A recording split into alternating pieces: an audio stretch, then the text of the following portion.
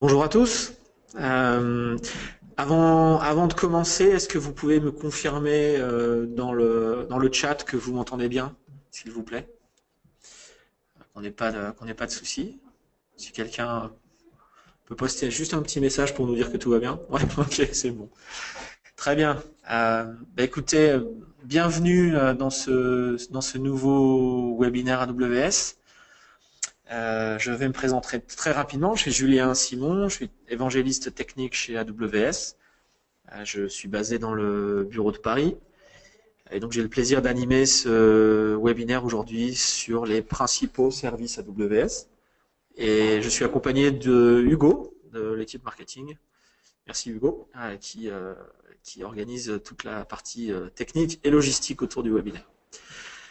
Aujourd'hui, donc, nous allons passer une petite heure ensemble. J'ai quelques slides à vous présenter sur les principaux services.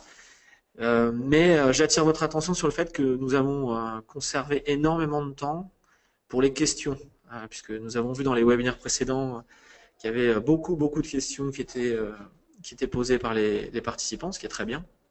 Mais ça prend du temps pour y répondre. Donc on devrait faire à peu près une demi-heure de présentation à la louche. Et donc ensuite, on a beaucoup de temps pour les questions. Donc si vous avez des questions d'ores et déjà, n'hésitez pas à les poser. Hugo va les noter, va les trier, et puis j'y répondrai ensuite. Les questions peuvent porter sur ce que je suis en train de présenter à l'instant T, ou si vous avez des questions générales sur AWS, si vous découvrez AWS, n'hésitez pas, vraiment, cette session est faite pour vous, on a gardé du temps, profitez-en, voilà, profitez-en, posez toutes vos questions, je serai ravi d'y répondre. Ok? Très bien, écoutez, on va commencer. Alors avant toute chose, il s'est passé quelque chose de sympathique, de très sympathique hier, puisqu'on a annoncé l'ouverture d'une région AWS en France l'année prochaine. Ce qui veut dire que dès que cette région sera disponible, eh bien vous pourrez déployer vos plateformes, vos applications dans nos data centers basés en France. Voilà, donc on est très très heureux de l'annoncer. On attendait tous ça, euh, et nos clients évidemment aussi depuis un moment. Donc on espère bientôt pouvoir vous donner une date un peu plus précise. Mais en tout cas, voilà, sachez que nous aurons des data centers en France l'année prochaine. Dans cette présentation, je me suis volontairement restreint aux services, aux principaux services AWS. Aujourd'hui, la plateforme est composée de plus d'une cinquantaine de services que vous pouvez voir lorsque vous ouvrez la console AWS.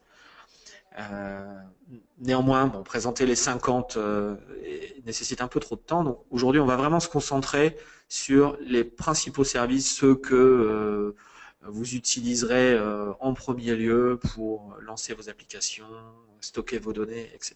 Ok. Voilà, sachez qu'il en existe plein d'autres, mais ça donnera lieu à d'autres webinaires. À tout seigneur, tout honneur, on va commencer par les services qui vous permettent de déployer du code et des applications, ce qu'on appelle chez nous les services de calcul ou compute, qui sont au nombre de 4, donc EC2, et son ami l'autoscaling, Lambda, EC2 Container Service et Elastic Beanstalk. Le premier d'entre eux, c'est l'un des plus anciens services d'AWS, c'est l'un des piliers de notre plateforme. C'est le service qu'on appelle EC2, Elastic Compute Cloud. EC2, c'est le service de machine virtuelle d'AWS. Donc l'idée est toute simple, vous allez choisir une image Linux, une image Windows. Vous allez choisir une taille d'instance. On a aujourd'hui plus d'une trentaine de tailles qui vont de toutes petites instances à des très très grosses. La plus grosse dont on dispose aujourd'hui a 128 cœurs, 2 Tera de RAM. Voilà, elle est vraiment gigantesque. Mais généralement, vous pouvez vous orienter vers des instances beaucoup plus petites qui auront peut-être 1 giga, 2 gigas de RAM, quelques cœurs. Et ça suffira amplement pour travailler. Donc, bref, vous pourrez choisir parmi cette trentaine de types d'instances. vous positionnez quelques paramètres de sécurité, d'authentification, etc. Vous définissez quelques paramètres pour le stockage, les disques. Bon, tout ça se fait vraiment très très simplement. Et puis vous lancez le serveur. Il va démarrer en 1 à 2 minutes. Et une fois qu'il est démarré, eh bien vous pouvez vous y connecter. Donc si c'est un serveur Linux en SSH, si c'est un serveur Windows en RDP. Et puis vous avez la main sur ce serveur et vous en faites ce que vous voulez. Voilà, vous installez, vous êtes l'administrateur de cette machine et vous faites ce que vous voulez avec. Vous payez à l'heure. Le tarif dépend évidemment de la puissance de l'instance que vous avez démarrée. Et donc quand vous arrêtez votre serveur, eh bien vous arrêtez de payer. Voilà. Comme tous nos services, EC2 fonctionne sur le principe du paiement à l'usage, ce qui vous permet d'éteindre les serveurs dont vous n'avez plus besoin, quitte à les relancer ensuite évidemment, et à faire des économies. Bien souvent, ce service EC2 va être utilisé conjointement avec un autre service qu'on appelle l'autoscaling. Comme je le disais à l'instant, vous pouvez lancer et arrêter à la demande vos instances, ce qui vous permet d'adapter la taille de votre infrastructure à vos besoins. Mais ce qui est encore mieux finalement, c'est qu'un mécanisme le fasse automatiquement à votre place. Par exemple, si vous avez une plateforme web, on peut imaginer que vous avez un pic de trafic en début de soirée, et puis qu'ensuite, au milieu de la nuit, votre trafic est beaucoup plus faible. Par conséquent, vous avez davantage besoin de serveurs, peut-être entre, on va dire, 19 et 21 heures, et puis beaucoup moins entre minuit et 8 heures du matin. Et donc, si vous devez gérer tout ça manuellement, c'est évidemment pas pratique. Et c'est tout là l'avantage de l'autoscaling, qui en fonction de métriques que vous allez définir, la charge CPU de vos serveurs ou le trafic réseau, que sais-je, eh bien l'autoscaling va redimensionner automatiquement à la hausse ou à la baisse le nombre de serveurs de votre plateforme. Ce qui vous permet de manière très réactive en quelques minutes, soit d'ajouter de la capacité pour encaisser du trafic supplémentaire, soit d'enlever de la capacité et de faire des économies. Donc ça, c'est vraiment un des grands avantages du cloud computing, c'est la fameuse élasticité, l'adaptation permanente de l'infrastructure aux besoins, au trafic. Et donc c'est avec, en ce qui concerne ces deux, c'est avec l'autoscaling que vous allez le faire. Voilà. C'est un mécanisme extrêmement utilisé chez nos clients.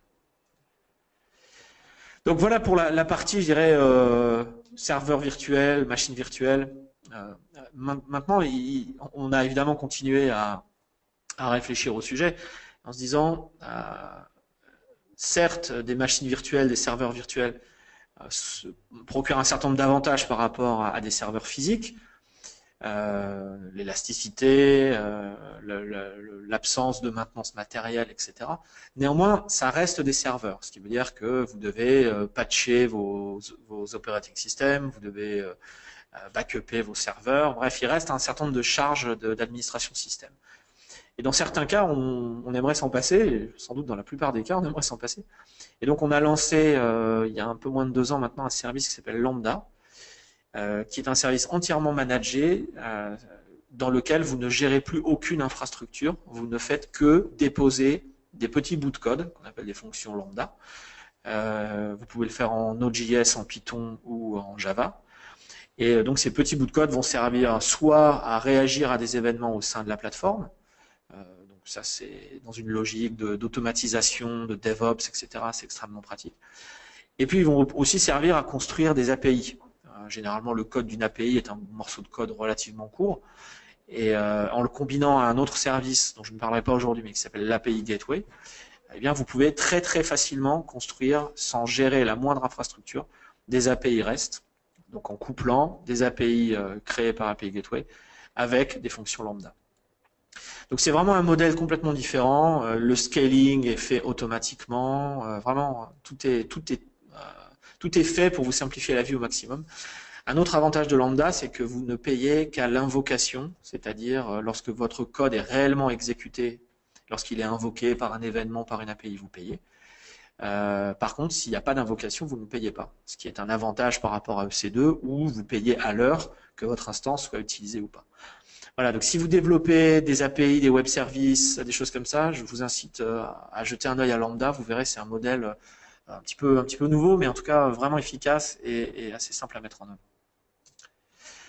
Troisième façon de déployer du code chez nous, c'est le service ECS, EC2 Container Service, qui vous permet, comme son nom l'indique, de déployer des containers Docker qui vont fonctionner sur un ensemble d'instances EC2, donc sur un cluster d'instances EC2.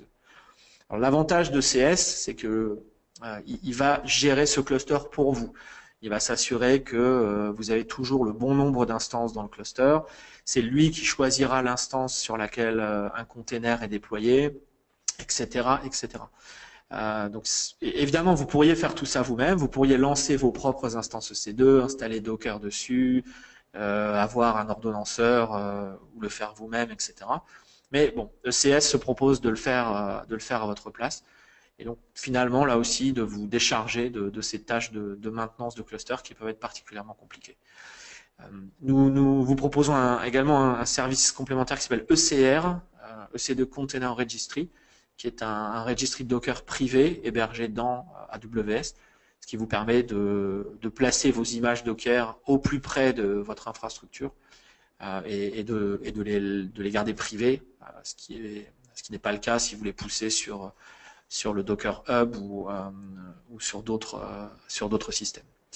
Voilà, donc si vous êtes un fan de Docker, mais que vous voulez pas gérer l'infrastructure sous-jacente, eh bien ECS est pour vous. Dernier service de déploiement de code, le fameux Elastic Beanstalk qui a été lancé lui il y a quelques années maintenant, en 2011. Et Elastic Beanstalk, je l'aime beaucoup parce que c'est vraiment un service fait pour les développeurs qui souhaitent développer et déployer leurs applications web ou leurs workers sur de l'infrastructure cloud, mais une fois de plus sans gérer la plomberie, sans gérer l'infrastructure. Donc Elastic Beanstalk fonctionne avec de nombreux environnements. Vous en voyez une liste là. Si vous voulez la liste complète, vous la trouverez sur le site web, toutes les versions de Java, de PHP, etc. qu'on supporte. Et donc l'idée là, c'est vraiment de ne fournir que votre code. Donc très concrètement, vous avez votre repository Git que vous clonez sur votre poste de travail.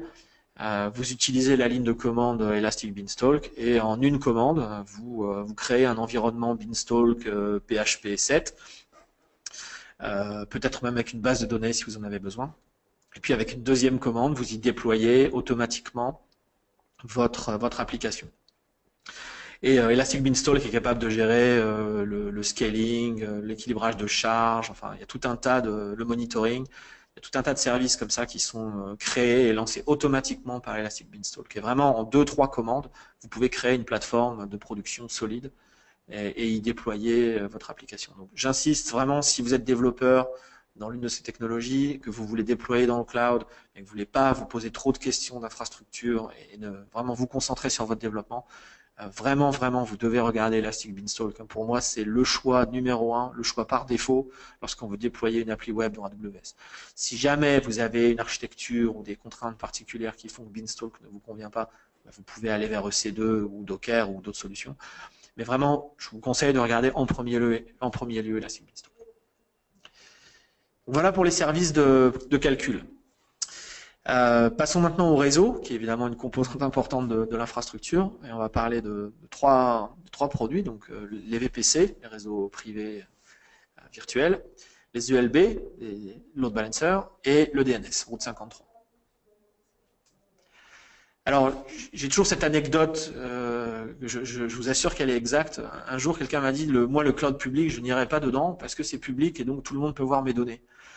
Alors, bon, j'ai souri, j'ai pas pu m'en empêcher, mais je lui ai expliqué que le cloud public, c'était pas le jardin public et que c'est pas parce qu'on était dans le cloud public que tout le monde voyait ce que tout le monde faisait. Le cloud est public parce que tout le monde peut s'en servir, il est ouvert au public. Maintenant, lorsque vous créez un compte chez nous, nous vous créons automatiquement un petit bout de cloud qui vous est dédié. C'est ce qu'on appelle le VPC.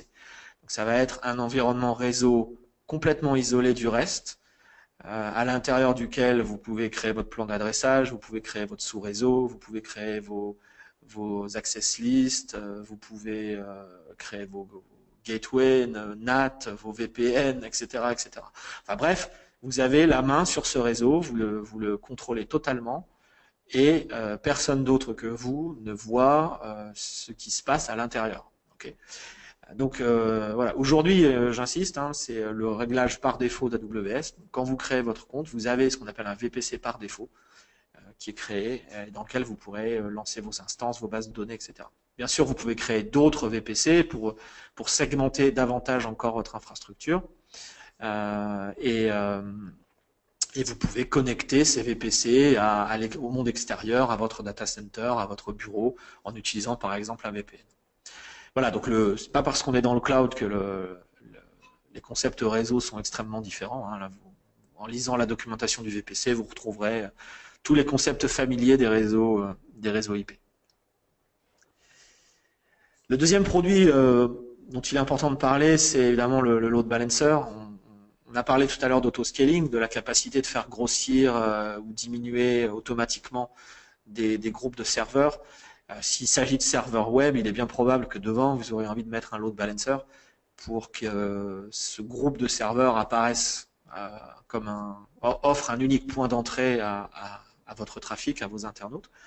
Et donc c'est le rôle de l'ELB qui vous permet d'équilibrer du trafic entre les serveurs sur des protocoles HTTP ou TCP. Donc le load balancer va tester en permanence le bon fonctionnement des instances, retirer une instance qui semble être en panne, éventuellement la faire re-rentrer dans le groupe si elle se remet à fonctionner. Et voilà. Et donc ça s'intègre très très bien avec l'autoscaling, comme je disais à l'instant. Hein. Il suffit d'ajouter un ELB dans le groupe d'autoscaling pour que tous les nouveaux serveurs y soient automatiquement intégrés. Donc, si vous avez besoin, là aussi, de faire grossir vos plateformes et que vous voulez cacher tout ça derrière un unique point d'entrée, eh bien c'est avec un ELB que vous le ferez. Dernier service réseau dont je parlerai aujourd'hui, et qui est évidemment essentiel, c'est notre service de DNS qui s'appelle Route 53. 53 étant le numéro de port utilisé par le DNS, mais tout le monde le savait. Et donc ce service permet bien sûr de gérer et d'enregistrer des noms de domaine et de les assigner à des ressources AWS, des load balancers, des instances C2, etc. Mais ça va au-delà. Dans Route 53, on a aussi des mécanismes de gestion de trafic. Je prendrai un seul exemple, c'est du latency-based routing, c'est-à-dire la capacité à répondre à des requêtes DNS avec l'adresse IP de la ressource la plus proche de vous en termes de réseau. Je vais prendre un exemple. Vous pourriez avoir une plateforme qui est déployée dans la région américaine, dans une de nos régions américaines, et puis également déployée dans une de nos régions européennes. Et puis servir du trafic au niveau mondial à partir de ces deux plateformes. Eh bien, lorsqu'un internaute américain essaie de résoudre votre nom de domaine, eh bien, Route 53 lui renverrait une adresse IP qui correspond à un load balancer probablement de votre plateforme américaine, puisqu'en termes de réseau, c'est évidemment le plus proche. Et puis de manière identique, un internaute européen, lui, recevrait une IP d'une instance ou d'un load balancer basé en Europe, puisque là aussi, c'est là qu'il est plus près. Donc voilà, dans Route 53, vous avez tous ces mécanismes assez avancés. On n'est pas juste dans du DNS, de l'enregistrement de noms, on est aussi dans la définition de politiques de ce style, pour que l'expérience de vos utilisateurs soit la plus fluide possible. Très bien, écoutez, on a vu le calcul, on a vu le réseau, il y a un autre gros morceau dont il est temps de parler, c'est le stockage. Donc là, je vais parler de 4 services, donc EBS, S3, Glacier et CloudFront. Commençons par EBS. Alors, EBS, c'est un stockage de type bloc. Pour ceux qui ont des familiarités avec l'infrastructure traditionnelle, ça s'approche d'un SAN. Et donc l'idée est toute simple, vous allez créer des volumes qui peuvent faire de quelques gigas jusqu'à 16 Tera. Et puis ces volumes, vous allez les attacher à des instances. Les instances vont les formater, stocker des données, travailler avec, etc. Et puis sans doute par la suite, vous aurez envie de détacher ces ces volumes, pardon, et peut-être d'arrêter les instances parce que vous souhaitez faire des économies. Vous n'avez plus besoin de serveurs, mais par contre, vous voulez garder les données sur ce stockage. Et lorsque vous aurez à nouveau besoin de démarrer des instances, eh bien vous pourrez à nouveau rattacher ces volumes à ces instances. Donc c'est un stockage qui est persistant. Il y a différentes classes. Vous pouvez avoir du stockage SSD, du stockage sur disque. Vous pouvez avoir des niveaux de performance garantis, etc., etc., et tout un tas de paramètres. Mais voilà, ce qu'il faut vraiment retenir, c'est que c'est du stockage qui est décorrélé de C2, qui s'attache à des instances EC2, mais qui persiste indépendamment du lancement ou des terminaisons d'instances EC2. Donc c'est la bonne façon de stocker les données de manière pérenne pour qu'elles soient accédées au fil du temps par des générations d'instances différentes. Ensuite, vous pouvez avoir d'autres besoins. Vous pouvez avoir besoin de stocker des données qui ne sont pas des données directement accédées par les instances. Vous pouvez avoir je sais pas, des archives, des logs, des backups, des vidéos, enfin bon bref, tout ce qu'on peut imaginer de stocker. Et là, la destination idéale pour le faire, c'est un service qui s'appelle S3, que tout le monde connaît, ou presque, qui est un des services les plus anciens et les plus connus d'AWS. Donc S3, c'est une solution de stockage Internet. Donc vous y déposez des objets. La seule contrainte, c'est que un objet ne peut pas dépasser 5 teraoctets. Ça devrait convenir à la majorité des gens. C'est à peu près la seule limite qui existe dans S3. Donc vous déposez vos objets via une API HTTP, puis vous les récupérez via une API HTTP. Donc S3 est très fiable. Il est conçu pour avoir une durabilité de ce qu'on appelle de 11.9, donc 99,999999, etc. Ce qui veut dire concrètement que si vous aviez 100 milliards d'objets stockés dans S3, peut-être, je dis bien peut-être, vous en perdriez un par an. Voilà. Donc ça vous donne une ordre d'idée de la fiabilité d'S3. S3 est également conçu pour être hautement disponible. Hein. Il est conçu pour être disponible au moins à 99,99%. Et enfin, un des gros avantages d'S3, c'est qu'il est extrêmement peu onéreux, puisque le tarif en Europe est de 3 centimes de dollars, 3 cents par giga par mois. Donc vous voyez, vous avez un service sur lequel vous ne gérez aucune infrastructure, vous vous contentez de déposer des fichiers sur un endpoint qui vous est fourni. Et c'est tout. Voilà. Et ces données resteront jusqu'à la fin des temps et vous coûtent au maximum 3 cents par giga par mois. Donc vraiment, si vous avez des gros volumes de données à stocker, si vous voulez ne plus vous inquiéter de la place disponible, eh bien voilà, S3 est la bonne solution. Au-delà d'S3, on peut aussi avoir envie de stocker des données à très long terme sans qu'il soit nécessaire d'y accéder fréquemment. S3, c'est du stockage en ligne, donc tout reste disponible instantanément. Mais vous avez d'autres besoins, par exemple, je pense à l'archivage légal ou à des sujets comme ça, ou de l'archivage à très long terme, 10 ans, 15 ans, etc., où vous voulez conserver des données, mais il est vraiment extrêmement peu probable que vous y accédiez. Auquel cas, vous pouvez utiliser Glacier, donc, qui est un service d'archivage où les données donc, ne sont plus instantanément disponibles, elles sont restaurables sous 3 à 4 heures, mais elles sont archivées avec les mêmes contraintes de durabilité que S3. L'avantage de Glacier, c'est qu'il est évidemment nettement moins cher qu'S3. Donc si vous avez des données, que vous devez conserver, mais sans avoir besoin d'y accéder instantanément, je vous conseille de vous tourner vers Glacier, hein, vous ferez une économie importante. Et puis dernier service de stockage pour aujourd'hui, le service CloudFront, qui est donc un CDN, Content Delivery Network, qui dispose aujourd'hui 52 points de présence. Je crois que ce chiffre est déjà obsolète. Il me semble qu'on est déjà à 54 ou 56.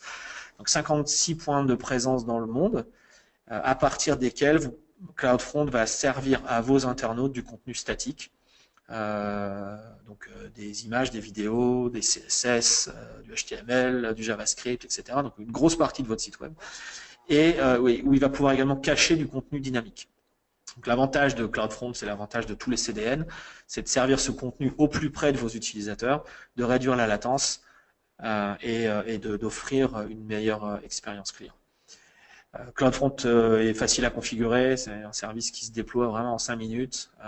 Si toutes les données statiques sont en S3, eh bien vous créez une distribution CloudFront à partir de ces données, vous choisissez les zones géographiques dans lesquelles vous voulez déployer les fichiers, vous attendez un petit peu que les données se diffusent et c'est parti. Donc voilà, il n'y a vraiment pas besoin d'être un expert CDN pour utiliser CloudFront. Et si vous avez des sites web qui servent du contenu partout dans le monde, CloudFront peut être vraiment peut vous offrir un gain de performance assez important. Voilà pour le stockage. Il nous reste une dernière grosse catégorie à couvrir. On a vu le calcul, on a vu le réseau, on a vu le stockage. Et évidemment, il reste les bases de données, le sujet favori de tout le monde. Et là, on va parler de RDS, DynamoDB, Elasticache et Redshift. Alors RDS, comme son nom l'indique, c'est un service managé pour les bases de données relationnelles. Donc, vous allez pouvoir, en un appel d'API ou en un clic, créer une instance ou même un cluster basé sur l'un des moteurs indiqués ici, donc soit open source, MySQL, Postgre, MariaDB, soit commercial avec SQL Server ou Oracle, soit avec Aurora, qui est une réimplémentation de MySQL faite par AWS et qui est extrêmement scalable, qui a des performances aussi bonnes que les moteurs commerciaux, mais à une fraction du prix. L'avantage d'RDS, c'est de ne pas gérer, une fois de plus, les instances et de ne pas gérer les bases de données. Donc, vous n'avez pas à les backuper, ça RDS peut le faire pour vous. Vous n'avez pas à les upgrader, RDS peut faire pour vous les montées de version mineure. La haute disponibilité, vous n'avez pas non plus à la configurer, elle est gérée automatiquement par RDS. Voilà, donc c'est vraiment toutes les applications aujourd'hui ont besoin de bases de données, mais pour autant, on a envie de se concentrer sur la conception de l'application elle-même. On n'a pas forcément très envie de jouer à l'administrateur de base de données. Et donc l'objectif d'RDS, c'est ça, c'est d'être votre DBA et d'automatiser et de vous décharger de toutes ces tâches d'administration qui sont importantes, mais qui ne créent pas forcément de valeur pour votre application. Donc RDS est vraiment le meilleur ami du développeur de ce point de vue-là. Vous pouvez également avoir besoin de bases de données non relationnelles, le fameux NoSQL. Et dans ce cas, vous vous tournerez vers ce service DynamoDB. DynamoDB, c'est là aussi un service managé, vous ne gérez pas d'infrastructure. DynamoDB est donc une base de données NoSQL extrêmement rapide, hein, puisque les écritures, les lectures et les écritures sont typiquement faites en moins de 10 millisecondes. Les données sont répliquées, persistées, et surtout DynamoDB est extrêmement scalable. Hein. Vous pouvez passer de quelques lectures, écritures secondes à potentiellement 1 million ou plus de lectures, écritures secondes. Le tout, j'insiste, en ne gérant absolument aucune infrastructure.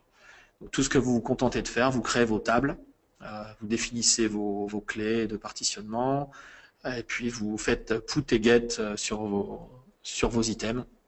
Vous pouvez faire quelques requêtes également, simples. Et c'est tout. Voilà. Donc c'est vraiment une solution hyper facile à mettre en œuvre pour gérer des données non structurées, des données de session, des cookies, etc. Sans avoir à gérer, à déployer des solutions et de la haute disponibilité complexe. Autre produit disponible, Elasticache. Donc Elasticache, là aussi, comme son nom l'indique, est un produit qui va gérer des clusters de cache. Aujourd'hui, nous supportons même CacheD ou Redis. Et un petit peu comme DynamoDB, tout ce que vous allez faire, c'est créer en un clic votre cluster Memcache, votre cluster Redis. Et puis le service va vous fournir un endpoint à partir duquel votre client Memcached ou votre client Redis va se connecter. Et puis lire ou écrire des clés et les intégrer directement dans votre application. Voilà, donc c'est toujours la même idée, hein, c'est vraiment simplifier la vie des développeurs et des architectes, gérer l'infrastructure sous-jacente et vous décharger des tâches d'administration de ces systèmes pour vous permettre de ne faire que du développement, que du produit et de la création de valeur. Le dernier dont je vais parler aujourd'hui, c'est Redshift. Alors j'adore Redshift, c'est un de mes produits préférés aussi. Redshift, c'est l'entrepôt de données, le data warehouse d'AWS. L'avantage de Redshift, c'est qu'il est super simple à mettre en œuvre. J'espère faire un webinaire Redshift bientôt pour vous le montrer, mais vraiment on peut créer un cluster Redshift en 5 à 6 minutes et y déposer des données et commencer à faire des analyses.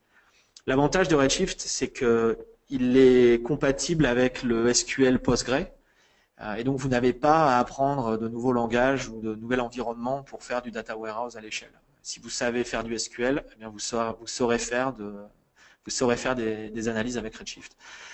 Un autre avantage de Redshift, c'est qu'il est capable de scaler très très haut. Nous avons des clients qui utilisent Redshift très au-delà du pétaoctet. Et donc cette croissance, ce redimensionnement de cluster peut se faire progressivement sans interruption de service. Il est extrêmement compétitif. On peut arriver à des tarifs avoisinant $1000 par téraoctet par an. Alors ça parle peut-être pas beaucoup dit comme ça, mais comparez ça avec d'autres offres du marché, vous verrez que c'est effectivement un coût extrêmement raisonnable. Voilà, il est compatible avec ODBC et JDBC, ce qui veut dire que vous pouvez utiliser tous vos outils de développement, vos outils d'analyse, sans avoir à les changer. Donc vraiment, Redshift, c'est le sujet data warehouse est souvent un sujet un peu compliqué, lourd, fatigant, pénible. Mais vraiment, Redshift le rend simple. Une fois de plus, si vous savez faire du SQL, c'est bon. Vous saurez utiliser Redshift et vous pourrez manipuler des téraoctets, voire plus de données sans difficulté. Vraiment un très bon service pour l'analyse de données. Alors il en reste deux. Je me suis senti obligé d'en parler parce que le premier c'est IAM, c'est un service qui tourne autour de la sécurité. Sujet important, et le deuxième est CloudWatch qui concerne le monitoring, qui est là aussi un sujet important. Ce sont les deux derniers produits dont je parlerai aujourd'hui. Donc voilà. Ensuite, on passera aux questions. Alors IAM, donc c'est le service qui va gérer toutes les permissions et tous les droits d'accès au sein de votre plateforme. Donc permissions et droits d'accès pour les utilisateurs humains, les administrateurs système, les développeurs, etc., que vous pourrez également grouper. Et aussi, et j'ai envie de dire surtout, les permissions pour les briques de la plateforme elle-même. Ce qu'il faut bien comprendre, c'est que dans AWS, la sécurité est essentielle, et par conséquent, la règle par défaut, c'est, je le répète souvent, rien n'a accès à rien. Donc, si vous voulez qu'une instance EC2 puisse accéder à S3, par exemple, eh bien, il faut qu'elle en ait le droit. Si vous ne lui donnez pas le droit de le faire, cette instance ne pourra pas accéder aux objets qui sont stockés dans S3. Donc, c'est vraiment un point important à retenir et c'est souvent quelque chose qui bloque et qui déroute les débutants. Ils essayent de faire des choses et puis ils sont coincés, ça marche pas.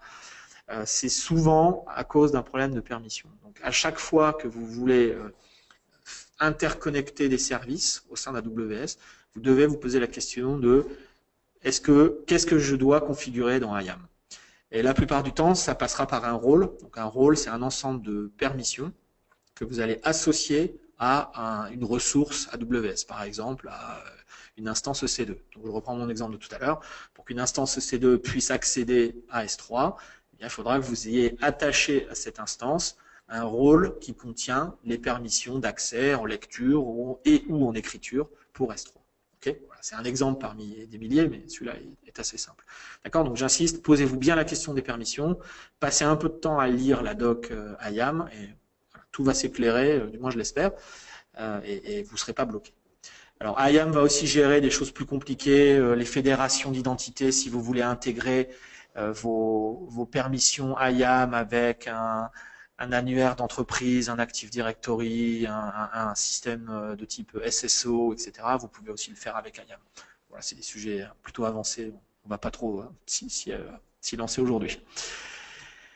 Et puis CloudWatch. Donc CloudWatch, c'est la technologie de monitoring d'AWS qui va vous permettre de consulter tout un tas de métriques, de graphes qui dépendent de telle ou telle ressource. Donc sur EC2, bah, vous verrez le CPU, vous verrez le trafic réseau, vous verrez les entrées-sorties disques, etc. Il y a tout un tas de choses qui sont déjà évidemment paramétrées.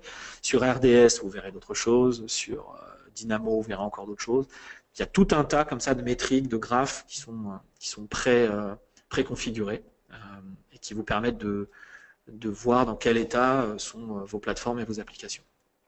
Une autre fonctionnalité importante de CloudWatch, c'est vraiment l'aspect supervision et alarme, puisque vous pourrez définir des seuils sur telle ou telle métrique, au-delà ou en deçà desquels des alarmes seront envoyées.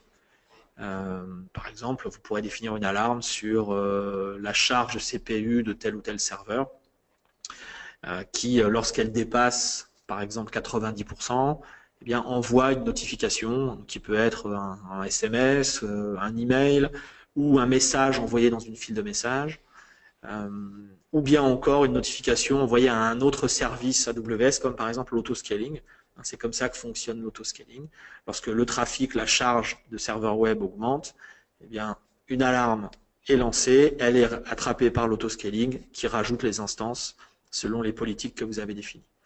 Voilà, donc c'est vraiment, c'est pas juste des jolis graphes et des métriques, c'est aussi une façon d'automatiser tout un tas d'actions au sein de votre plateforme pour s'assurer qu'elle est toujours en capacité de traiter le trafic et la charge de travail qu'elle doit traiter.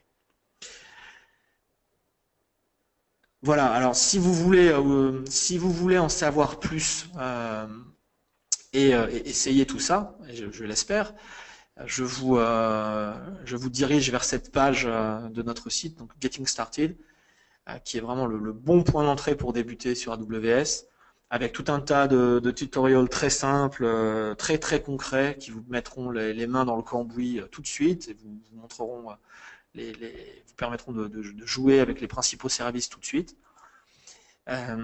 Et la deuxième chose que je voulais mentionner, c'est ce que vous voyez sur la partie droite du slide, ce qu'on appelle le free tier, donc le niveau d'usage gratuit, qui est un niveau d'usage donc gratuit sur la plupart des services AWS pendant les 12 mois qui suivent la création de votre compte. Donc, vous verrez tous les détails sur cette page. Donc très concrètement, ça veut dire que lorsque vous créez votre compte, eh bien, jusqu'à un certain niveau d'usage, C2, S3, RDS, etc., vous pouvez utiliser les services absolument gratuitement. D'expérience, ça permet de se former, ça permet de commencer à jouer un petit peu, ça permet de faire des prototypes, etc. Ça permet pas de faire de la production, ou alors vraiment à toute petite échelle. Mais en tout cas, c'est vraiment très très bien en phase de formation, en phase d'expérimentation.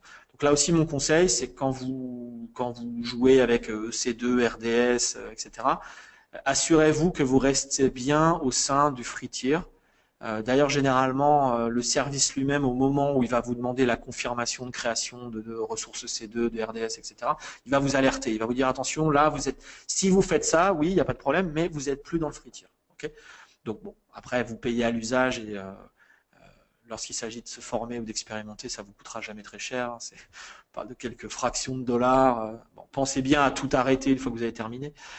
Mais en tout cas, voilà, il y a moyen vraiment de rester dans ce niveau d'usage gratuit très très longtemps et vraiment de se former tranquillement et de découvrir tranquillement AWS sans que ça vous coûte quoi que ce soit.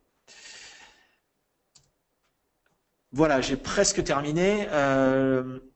J'attire votre attention sur le fait que si vous voulez en savoir plus sur AWS, évidemment vous trouverez plein d'informations en ligne. Nous avons aussi des groupes d'utilisateurs dans plusieurs villes françaises, dont vous voyez la liste.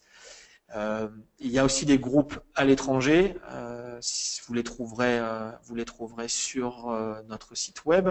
Si vous ne les trouvez pas, envoyez-moi un petit mail. Mais voilà, en Europe et ailleurs, on a beaucoup de groupes d'utilisateurs, ce qui permet de participer à ces meet-up et de rencontrer d'autres utilisateurs, d'écouter des retours d'expérience, c'est assez sympa. On a un groupe également sur Facebook qui commence à grossir un petit peu. Et puis AWS Actu, c'est le Twitter officiel d'AWS en France. Voilà, j'ai fini ma présentation. Je vous remercie beaucoup d'avoir écouté. J'espère que vous avez appris plein de choses. Et écoutez, je pense qu'on va pouvoir passer aux questions. Alors, je vous demande juste quelques secondes de synchronisation avec Hugo pour, euh, pour voir un peu ces questions. Et puis on va commencer à y répondre.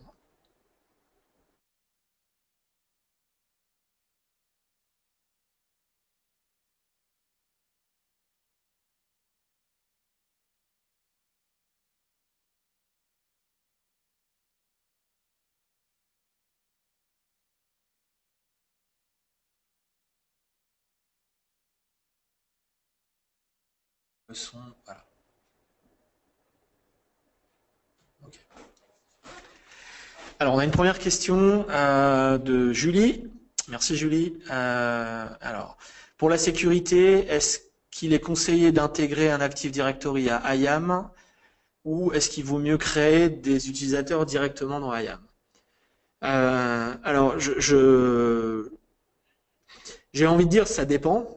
Je suis désolé, je réponds souvent ça parce que c'est très difficile de faire des généralités. Si vous bossez dans une entreprise de 2000 personnes et avec 150 administrateurs système, bon, j'ai envie de dire, il va mieux falloir intégrer l'Active Directory à IAM pour s'assurer d'une part que vos admins ont les pouvoirs d'admin sur AWS et puis que vos utilisateurs métiers ont les credentials pour accéder à telle ou telle application ou tel service. Bon, c'est vraiment une question de taille. Parfois, bon, vraiment dans les entreprises organisées avec des grosses équipes, vous n'aurez pas le choix. C'est-à-dire que vous aurez un Chief Security Officer ou quelqu'un comme ça qui vous dira bon bah il n'est pas question que les comptes, enfin il faut que la gestion des credentials soit 100% sécurisée, 100% centralisée. Donc voilà, on crée les gens une fois dans l'Active Directory et puis de ça découle leur permission Active Directory et leur permission IAM. Voilà, si c'est là que vous gérez, si c'est dans l'Active Directory que vous gérez vos permissions, intégrez-le avec IAM. Bon maintenant.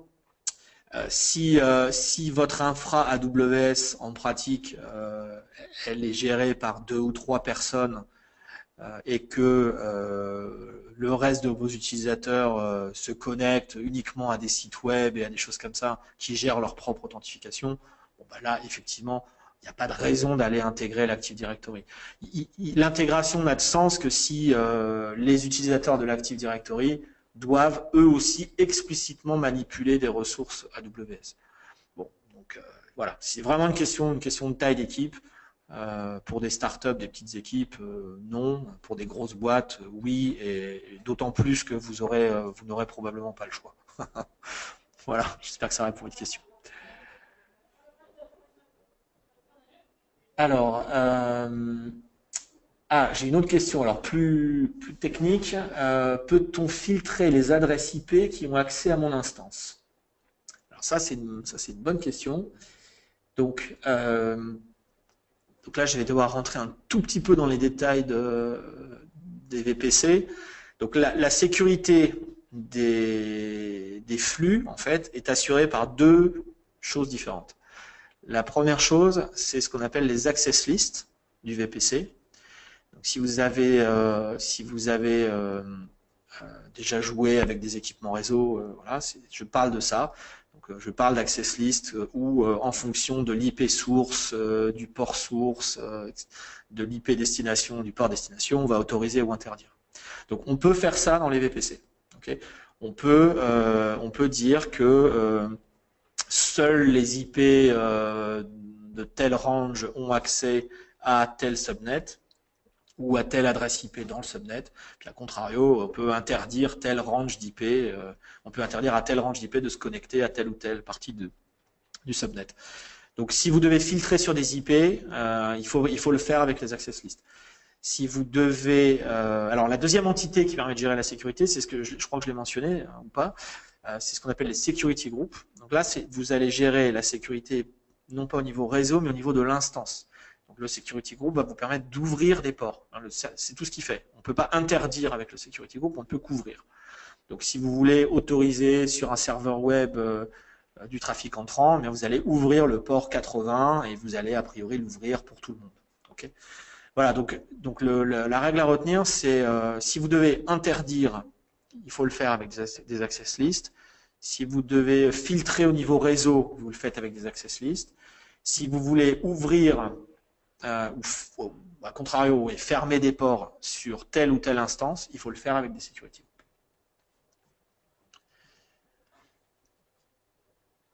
Alors, attendez, je regarde la liste des questions.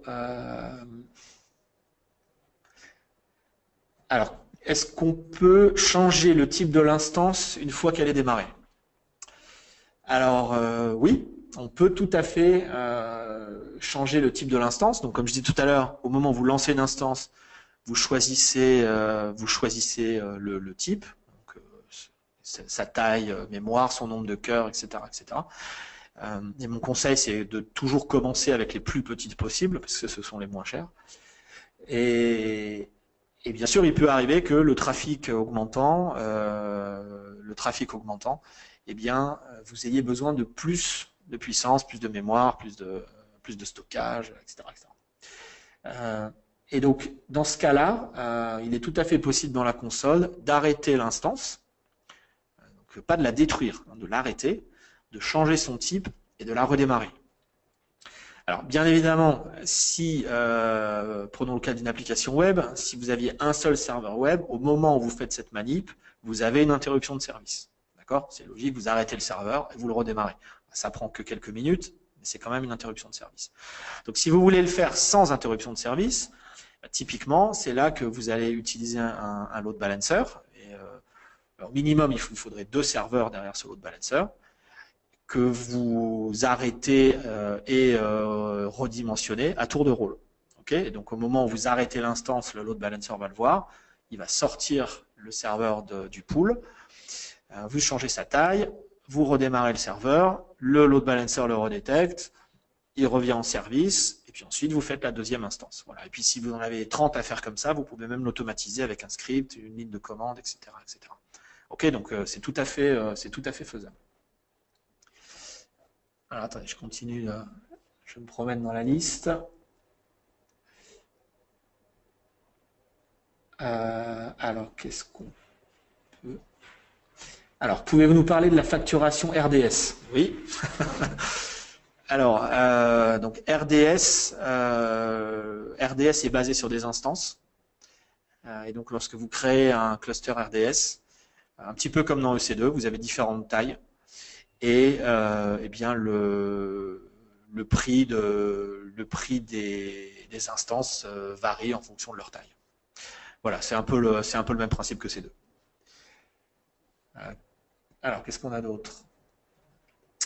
Ah, ça c'est bien. Au bout des 1 an d'utilisation gratuite, est-ce que les ressources sont automatiquement stoppées ou facturées? Ah, oui, ça c'est une bonne question. Donc, je vous rassure, hein, on ne coupe jamais. Hein, on fait tout notre possible pour offrir la meilleure disponibilité possible. C'est pas pour arrêter sauvagement les ressources et les serveurs de nos clients.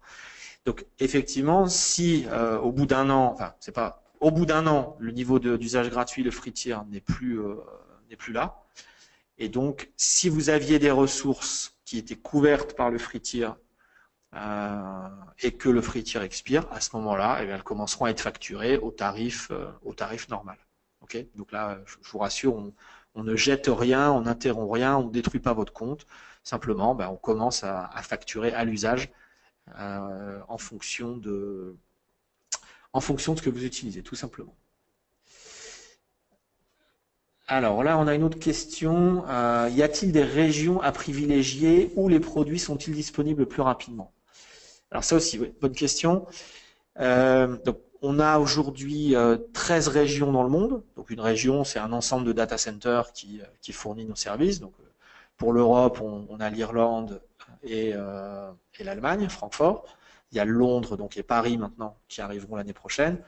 On a des régions en Amérique du Nord, en Amérique du Sud, en Australie, en Asie, en Chine, etc. Et donc vous pouvez déployer à l'identique dans n'importe laquelle de ces régions.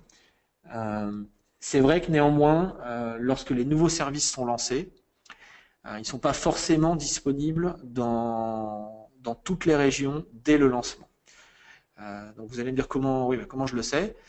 Eh bien, sur notre site web, il y a une cartographie des services par région qui vous indique précisément, donc région par région, est-ce qu'un service est disponible ou pas. Donc on a des régions de référence, donc, en particulier aux US, donc la région qu'on appelle, donc la région qui est sur la côte Est, qu'on appelle US East 1, qui est la plus ancienne région AWS, dans laquelle tous les nouveaux services sont systématiquement lancés. Pour l'Europe, à l'heure actuelle, donc cette région de référence, c'est l'Irlande, qui s'appelle EU West 1, qui était la première région en Europe. Donc là aussi, tous les nouveaux services, ou presque, il est vraiment rare qu'un service ne soit pas lancé dans la région irlandaise. Donc j'ai envie de dire, pour les utilisateurs européens, lorsque vous voulez tester un service, eh bien, allez voir dans la région irlandaise. Il y a plus de chances qu'il s'y trouve que dans la région allemande. S'il ne s'y trouve pas, si vraiment il ne s'y trouve pas, eh bien à ce moment-là, vous allez dans US East 1, et puis là, par contre, vous êtes sûr de trouver tous nos services. Alors, je continue dans la liste. Alors, j'ai une instance. Ah oui, là c'est une question sur EBS. Ouais. J'ai une instance avec une partition de. Si j'ai une instance avec une partition de 100 Go et que j'arrête l'instance, est-ce que je paye le stockage de 100 Go ou non? Ah oui, ça c'est une question intéressante. Donc on a parlé d'EBS tout à l'heure. Donc il y a EC2 et EBS. Donc EC2, la machine virtuelle, qui a un petit peu de stockage, mais qui est un stockage éphémère, qui sert juste au démarrage de l'instance. Et EBS, qui est vraiment donc, le stockage de travail, le stockage pérenne. Donc, lorsque vous arrêtez une instance EC2 auquel un volume EBS est attaché, donc vous cessez de payer pour l'instance EC2, puisqu'elle est arrêtée. C'est logique.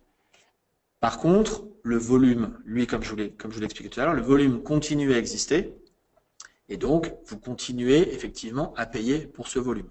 Okay, donc il faut bien différencier EC2 où on paye à l'heure et où on arrête de payer lorsque l'instance est arrêtée, et puis EBS où lorsque vous payez au gigaoctet tant que le volume existe, effectivement. Bon, maintenant, le coût d'un volume EBS est faible, on a différentes classes de stockage, les prix varient entre les SSD, les autres technos, etc. Mais bon, c'est par rapport au prix de l'instance, c'est effectivement assez faible. Effectivement assez faible. Alors, je continue sur les questions. Ah, bonne question. Qui gère la montée des versions des images une fois que nous l'exploitons? Alors, comme j'ai dit tout à l'heure, lorsque vous lancez une instance, vous choisissez une image. Donc une image Linux, une image Windows, etc. Lorsque l'instance a été lancée, donc lorsqu'elle tourne, effectivement, se pose la question de la maintenance de cette image-là, de cet OS. Bon. Donc la réponse là est double. Vous êtes responsable de la maintenance de cet OS. Nous n'avons absolument pas ni la main ni la visibilité sur ce que vous faites à l'intérieur de vos machines virtuelles. Donc, par conséquent, prenons le cas de Linux, c'est à vous, ou de Windows c'est pareil, c'est à vous d'appliquer les patchs, c'est à vous de faire en sorte, via le package manager de l'OS, d'appliquer les mises à jour sur cet OS. Ok, donc ça c'est clair. Dans le cas de Linux, par exemple, donc on vous propose un Linux maintenu par nous, qui s'appelle Amazon Linux. On a nos repositories, ils sont très à jour. Lorsqu'il y a des updates de sécurité, elles sont poussées très vite dans nos repositories, etc. Donc tout est disponible très vite. Maintenant, c'est à vous de les appliquer. C'est à vous régulièrement de faire l'update des nouveaux packages. Okay, donc ça, c'est clair et net. La maintenance des OS lancée dans les instances, c'est à vous de le faire. En revanche, les images elles-mêmes sont rafraîchies périodiquement. Dans le cas d'Amazon Linux, bon an, mal an, tous les trimestres, vous avez une nouvelle version. Okay, et puis, quand il y a des nouvelles versions de Windows, ben là aussi, on met nos images à jour. Mais attention, on met l'image à jour, mais on ne met pas les machines virtuelles à jour. Donc, si vous avez lancé un Amazon Linux il y a 6 mois, ben, il tourne sur la version d'il y a 6 mois. Si vous voulez utiliser la nouvelle version de Linux, eh bien, vous devez relancer une nouvelle machine virtuelle avec la nouvelle version de Linux qu'on a mis à disposition. Okay, donc ça, tout est fait pour rendre la manip assez simple. Mais je dirais c'est un petit peu la même question que tout à l'heure sur le changement d'instance, le changement de taille. Typiquement, la bonne façon de faire ça, c'est d'avoir un load balancer, d'avoir plusieurs serveurs, et puis vous les arrêtez un par un, vous les relancez avec la nouvelle image, et puis vous réattachez les volumes EBS qui étaient sur les anciennes instances, et vous êtes reparti. Et puis vous faites ça une par une. Bon. Si vous en avez 3, vous pouvez le faire à la main. Si vous en avez 150, vous allez le scripter avec notre ligne de commande ou nos SDK. Ok, mais voilà, j'insiste, la responsabilité de ce qui se passe sur l'instance, c'est vous. Et par contre, nous mettons à jour les images régulièrement. Mais vous devez relancer vos VM avec les nouvelles images. Alors, une petite dernière, parce que je crois qu'on arrive au bout du créneau. Comment visualiser toutes les instances qui tournent sur mon compte? Ah bah ça c'est bien, ouais, bonne question aussi. Alors, ça va me permettre de vous expliquer comment on interagit programmatiquement avec AWS. Donc, ce qu'il faut savoir, c'est que chez nous, il y a toujours 3 façons de faire les choses. La première, c'est dans la console, donc sur notre console web. Donc, vous vous loguez, vous cliquez, vous vous promenez dans les services et vous voyez tout ça. Donc, la restriction de la console, c'est que la console est régionale. Donc, lorsque vous êtes connecté dans la console, vous ne voyez les ressources que dans une seule région. Donc, par exemple, l'Irlande ou Francfort pour l'Europe. Donc, si vous avez lancé des trucs un peu partout, ce qui m'arrive souvent parce que je fais des démos et j'aime bien utiliser les différentes régions, c'est pas très pratique de se promener dans toutes les régions avec la console et de voir ce qui a été lancé, ce qu'il faut éteindre, etc. Donc, la deuxième façon de faire les choses chez nous, c'est avec la ligne de commande. Donc, dans le shell, vous utilisez la ligne de commande AWS qui va vous permettre d'appeler toutes nos API et donc de scripter tout un tas de choses. Et donc généralement, enfin pas généralement, systématiquement, la région est un paramètre de cette ligne de commande. Donc en prenant la liste des régions, vous pourriez en l'occurrence appeler l'API describe instances sur chacune des régions et lister toutes les instances qui tournent partout dans votre compte, partout dans toutes les régions AWS. Et puis la troisième façon de le faire, c'est de le faire programmatiquement avec un des SDK. AWS vous propose des SDK dans la plupart des langages. Je ne vais pas tous les citer parce que j'en oublie à chaque fois, mais bon, PHP, Java, C++, Ruby, Golang, et j'en passe.